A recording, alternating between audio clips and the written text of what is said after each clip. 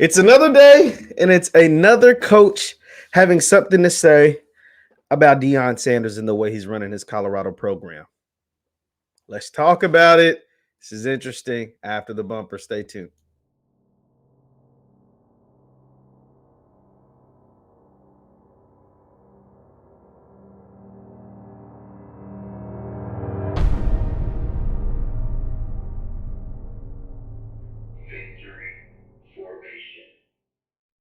What is going on, everybody? What is going on, everybody? My name is JeffLightsYJr. This is the Victor Formation Sports Show right here on JeffLightsYJr YouTube, Facebook, wherever you get your content. Do me a favor, hit that thumbs up button, like, share, subscribe, and the notification bell because we upload all the time. Now, we know Coach Prime, Deion Sanders, and the Colorado Buffaloes are at the center of the college football world. They're the most talked about team. They will be the most talked about team this college football season. They continue to dominate the offseason headlines just by being themselves, not doing nothing really spectacular outside of, kicking off like 70 players from their roster. And that all happened earlier in the offseason, but it still has residual and lingering effects throughout the college football world. And one of those is sometimes when coaches are talking about either their struggles or successes from their year one, or how they navigate the transfer portal. Deion Sanders' names gets brought up, how they navigate the transfer portal, how they manage the rosters, how they do these different things. And that was the case again with Brent Venables, who was the head football coach of the Oklahoma Sooners, the team that'll be in the SEC, not this year, but next year. And Brent was asked about his roster. So if you don't know, let me give you some backstory. Brent Venables was the longtime defensive coordinator of Clemson. He won 2 national championships while on the staff of Dabo Swinney. He took the head coaching job at Oklahoma, where he once was the defense coordinator of Oklahoma, where I think he won a national title as a DC there as well. So he's got like 2 or 3 titles, and he took over the head coaching job at OU. And in his first year, they struggled. OU had Lincoln Riley for a long time. They won a bunch of games for a long time. And under the first year under Brent Venables, they struggled. He's a defensive guy. They played bad defense. Lincoln was an offensive guy. They didn't score as many points as they did when Lincoln was there. And so people were like, was last year's struggles just a fluke because they've had great recruiting classes. They've been able to hit the portal, hit the high school recruiting scene really hard. And Venables had a lot to say about his roster makeup last year and this year. Let's get right into it. Let me go ahead and share my screen and take a look at what Venables had to say when it comes to his roster. It says Brent Venables, Yahoo Sports, the official gold checks, the real thing. Yahoo Sports, Brent Venables went right after Coach Prime when it comes to setting a roster as a new head coach via KRE Sports. The big quote is, I was unlike Deion. I gave guys 12 months grace to figure it out when it comes to his roster management. This is what Venables was talking about. Let's take a listen to Venables. So this is Venables in the direct quote and what he had to say about managing his roster. Let's take a listen. So you can talk about a culture change and, a resetting of the standards and what the expectations are. I gave guys 12 months of grace, and I was unlike Deion. I gave guys 12 months of grace to figure it out. Here's the 3. Go to class, live right off the field. And when you show up over here, man, you show up with respect and appreciation for your opportunity. And if you go 0 for 3 for 12 months, you need a fresh start. So we help 21 guys, give or take, find a fresh start. So that was his thing. He said, unlike Deion, who gave guys 12 seconds to figure it out. And some of them, they didn't get a chance to figure it out. They were leaving no matter what. He said, I gave my guys 12 months, meaning he took the roster for the most part that he had, that he walked into, worked with them for 12 months. If they couldn't get the job done, whether it was on the field, off the field, or wherever, in the classroom, wherever, then he told them to see you later. And he said, we told about 21 guys, thanks for your services, but no longer needed. Well, you have to put it in context in both cases, right? With Prime, I never thought removing 70 guys was right. You can go back and watch all my videos from back then. I never thought that was cool, but it is legal. Never thought it was cool, but it's legal, and he's allowed to do that. Where Prime walked into and what Brent Venables walked into, though, are 2 completely different situations. Brent Venables walked into an Oklahoma team. Granted, they lost Caleb Williams, right, who ended up winning a Heisman, who, essentially was a Heisman Trophy winner. But he walked into a pretty good situation. He walked into great facilities, great tradition, in a team that has won 10 games, at least 10 games in like the last 5 seasons. That's what Venables walked into. Prime walked into Colorado, which, yeah, has some nice facilities, but hadn't had a winning season or had like one winning season in the last 25 years. 5 straight 10-win seasons, multiple Heisman Trophy winners and finalists over the last 5 years, one winning season in 25 years. Big, totally big difference. One's Oklahoma, a blue blood of college football. The other's Colorado, a doormat of college football. 2 totally different situations. But here is the thing.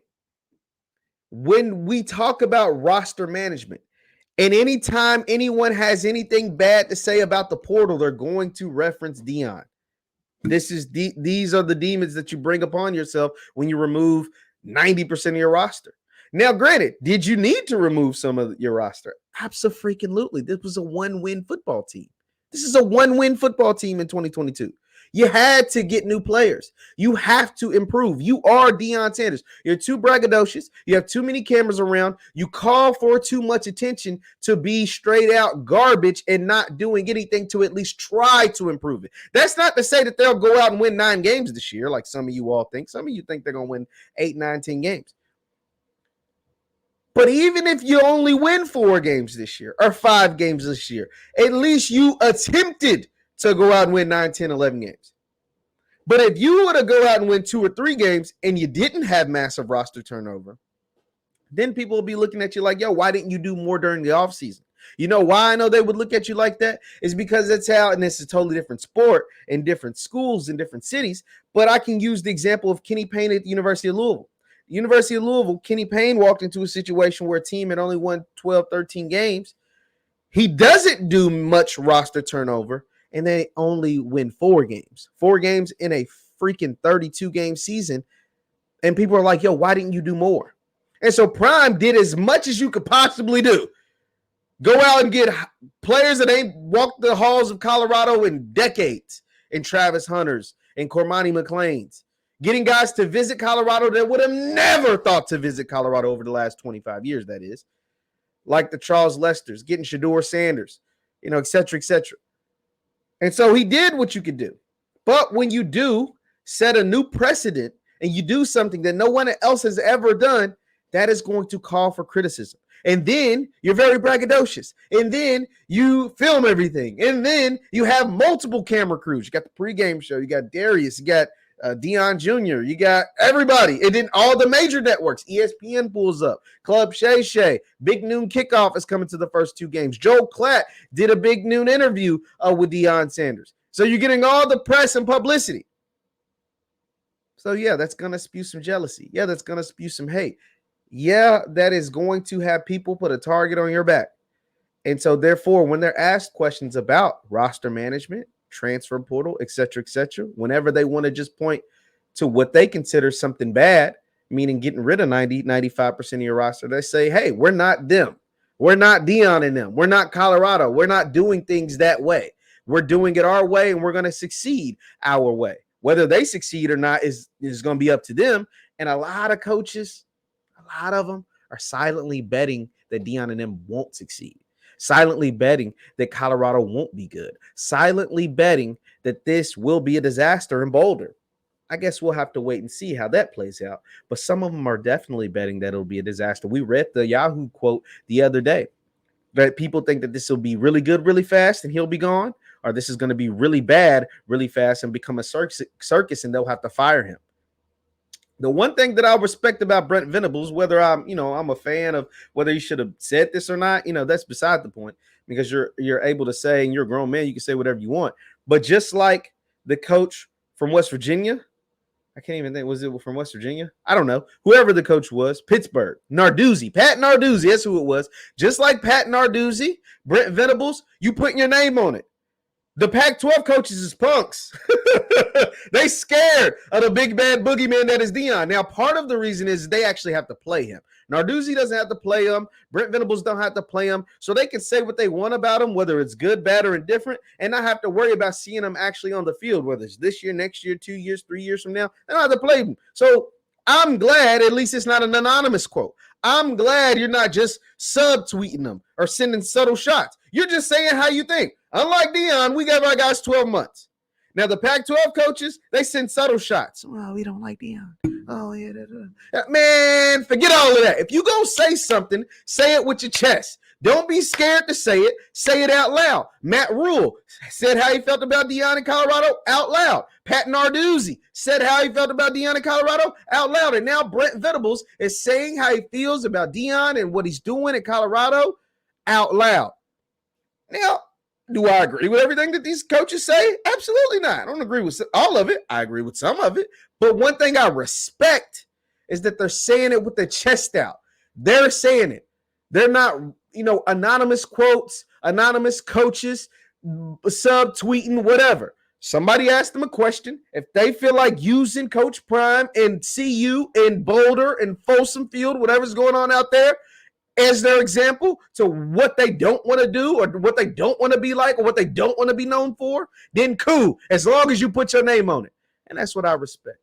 But Venables is the latest to go along with Matt Rule and Pat Narduzzi, and I'm sure before the season starts, maybe even at Pac-12 Media Days, I don't know. Somebody else will say something else about Coach Prime and the way he's running this program, and this will continue to keep it in the news cycle and continue to keep Colorado as the most talked about college football program this year. And I ain't even played a game yet. Leave your thoughts in the comments down below. Once again, my name is Jeff Lightsy Jr. This is the Victor Formation Sports Show right here on Jeff Lightsy Jr. YouTube, Facebook, wherever you get your content. Do me a favor, hit that thumbs up button, like, share, subscribe before you get out of here. Also, you can follow me on Instagram and Twitter at JLightsy7. That is on Instagram and Twitter at JLightsy7. Thank you guys for tuning in. I'll see you next time. Peace.